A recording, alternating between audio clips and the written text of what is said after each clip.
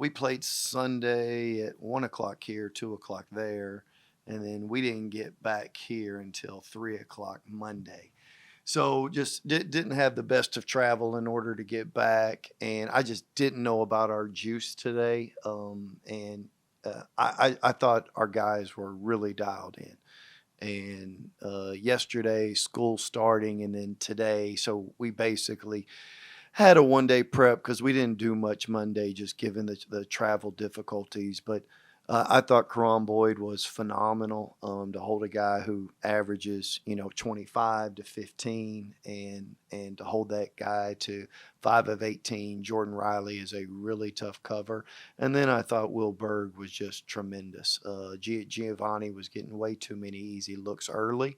And I thought he went in and really snuffed that out there in the second half and just did a phenomenal job. It's 21-21 on the glass. They have not. East Carolina have won a game this year in which they were out rebounded. So you're really worried at the half, even though the score, says you're up 12. It just did not feel comfortable. And then to be able to finish the game plus 13 is a tribute to our guys. We did not shoot it well. I thought there was good ball movement and knew that, but kind of had an idea about how we wanted to attack. We did that. They switched to zone, just wasn't really able to materialize from a shot making perspective. But to hold those guys to 35%, and just really proud of our guys on how they responded, given the travel situation that we went through and just the short prep time. Did you just feel like a mature win, double digit lead for 35 minutes of that game? Never really let them get back in it. Just did it feel like this was like growth for this team? Well, I mean, we needed to the midweek games.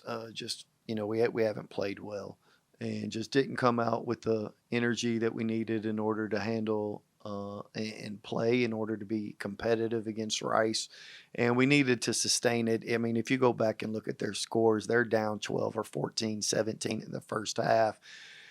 And then UAB, they end up that game goes to overtime. Charlotte's a 3-point game. If you look, they are trending, getting closer and closer. Now, East Carolina has been decimated by injuries all year, and they just got one of their better players at the break for conference. So I just knew how hard of a game. So again, for us not to shoot it well and to win by 17, I do think that there's a maturity. But if you look at how we handled the travel, like you saw maturity in the room when we had to meet here Monday at 3.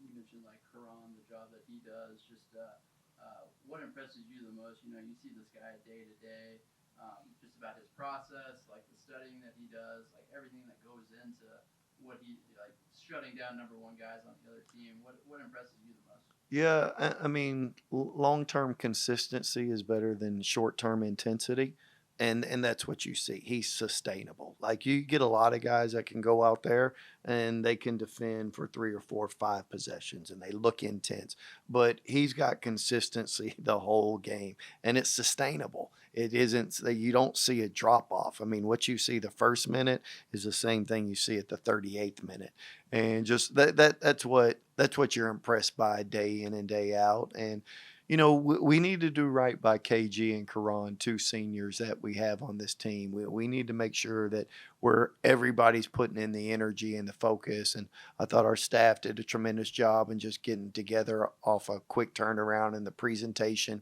to the guys. I thought they were dialed in. I thought shoot around was good. It wasn't intense today, but I did think that they were dialed in. And a lot of that has to do with KG and KB leading the way.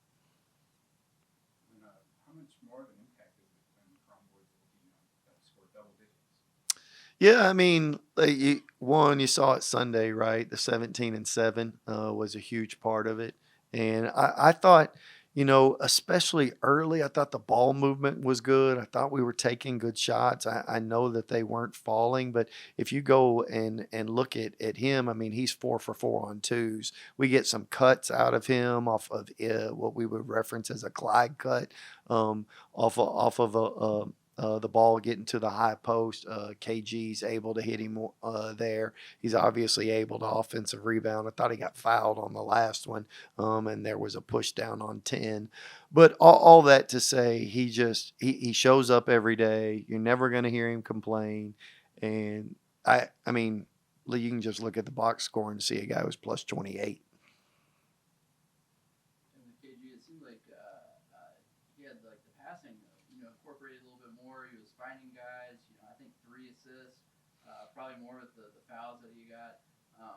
Is that like the next part of his game? Obviously, teams are gonna throw so much attention to him going forward. He can start incorporating passing more, assists. Do you think that's gonna just level him up even more? I mean, yeah. I mean, at the end, when you're a guard of that nature, you need to be able to, when people bottle you up, you need to be able to get rid of it. But at the same time, you don't want to get away from your DNA, right? You're wired to score, and you need to think score. But when you think score, what happens is you draw attention, and when you draw attention and you get two guys on you, can you make the next right play? And I thought he did that tonight. I thought the ball, we were getting P squared opportunities, and he was getting shots out of it. But his ability off the bounce, the higher drags have kind of freed him up, especially after the Florida Atlantic game. But his ability to kind of floor map and understand where the cuts are coming from, I thought he made some good reads tonight from a passing perspective. In the past, you coach guys like the likes of, Lee Dunn, Max Smith. Do you think KG kind of fits up there with those two? Oh, and I'm impressed that Lasterius Dunn. I was texting with him earlier. I'm gonna tell him you said his name. Different player. I mean, Lasterius Dunn is a Big 12 second all time leading scorer behind Buddy Hield. And you just kind of he's Jordan Riley with a ratchet. Like he was a 42% 3-point shooter. So different, but I would tell you, Max Asmus, yes. Max could really score. Pierre Jackson, yes. Pierre Jackson and KG will tell you that he played against Pierre Jackson, and Pierre Jackson's the most impressive player he ever saw.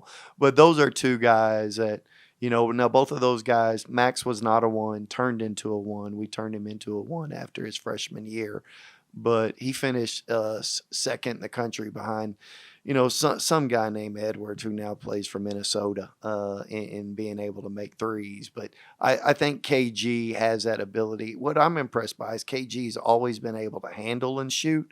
But the fact that he's assertive, what you see when he shoots is 5 men have to go up. So who's ever trying to be involved in the pick and roll coverage, they have to move up and be able to contest the shot on account of the screen took the guard out. And then what you're seeing our bigs get to the rim and being able to offensive rebound.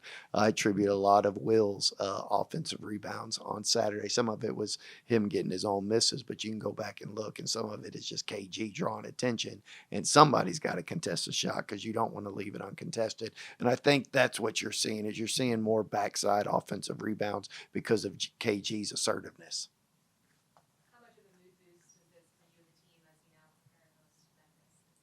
Say that again. Beats the alternative, right? And I don't really think about it. It's just like, man, let's just go 1-0. Let's just figure out what we need to do.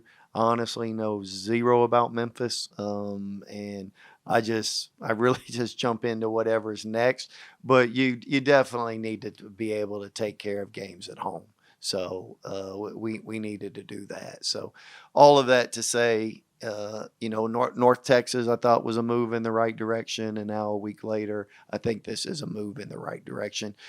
Teams nobody's staying the same. You're either getting better or you're getting worse, and I feel like we're getting better. I mean, we've had some hiccups along the way, but I do feel like we're getting better.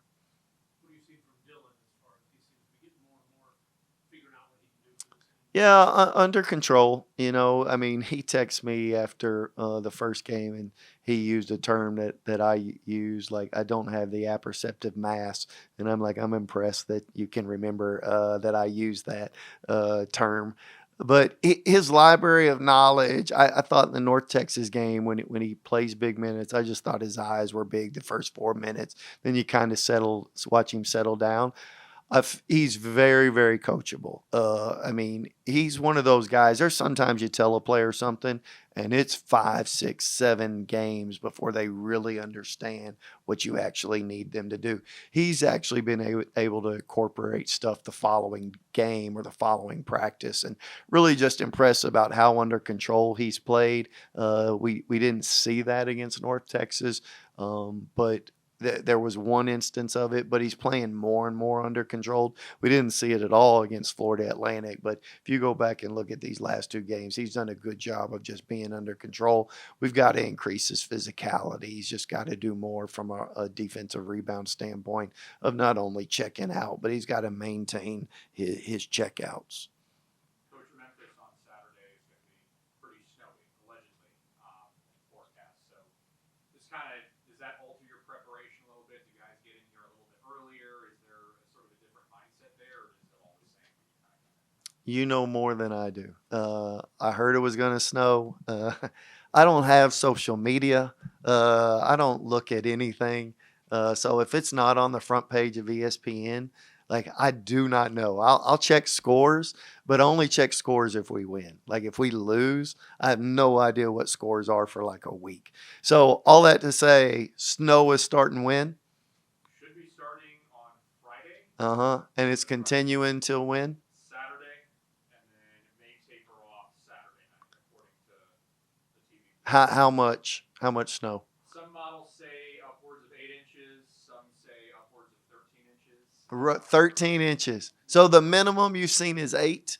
Yes. Well, there was one model that said 4. Okay. Yeah, a lot of the ones are talking about upwards of 8 inches, and then there was one model that had 13 inches. So rarely is it Armageddon as they project. All right. They project Armageddon, it comes in and it's like that wasn't as difficult as you may. But I get it. You got to prepare for that, but it has zero impact. We have cars, they don't live far. I have a 4-wheel drive. I'm happy to go pick people up. Kevin's sitting over here. When we had the South Florida game last year, he pulled in and I'm doing donuts out there in the parking lot because I wanted to get all the snow out of there for our players. Like I wanted to clear it out because I didn't see any trucks around. But we're here to help, so we'll go pick them up. Coach, I remember about a month ago we talked about Crom Boyd, and you said sometimes championships are won in June. Would you say the same as for KG? Yeah, I mean, absolutely. Like you win championships on random days in June and July, and you kind of reinforce to your guys the significance of those days. But I mean, KG, as I'm walking out, says, "I'm sorry for the 4 turnovers." Right. And I think he's mindful about you have to win the possession battle. And, we're not a team that creates a lot of turnovers. We need to do a good job of staying in front of the ball and making you miss. Our pick and roll coverage tonight wasn't aggressive because we were trying to make sure that Jordan Riley saw jerseys and we needed to make it as difficult as possible on him. And then same thing from a Giovanni standpoint. But going back to both of those guys, they understand what factors into winning. And again, because they're seniors, they have a better understanding, and then they go out there and they execute it. We need to kind of, again, free them up so that they can play a little bit more loose. And I thought that's kind of been the way the past 2 games with some of their decision making has improved, and it's allowed us to get quality shots. And I guess what does that apology kind of say about KG as like a person, not just a basketball player? Oh man, he knows the first clips that we usually show are us not taking care of the ball. So he knows it'll be a focus of film, and to have 8, he obviously had 4, and then you had a young guy in Noah who had a couple. I thought those were fouls, but I don't know if I'm allowed to say that publicly. But all that to say, like they get it, like they understand ball security and just how significant it is in order to contribute to winning. But I would never question Kenyon Giles' care factor. It's pretty high.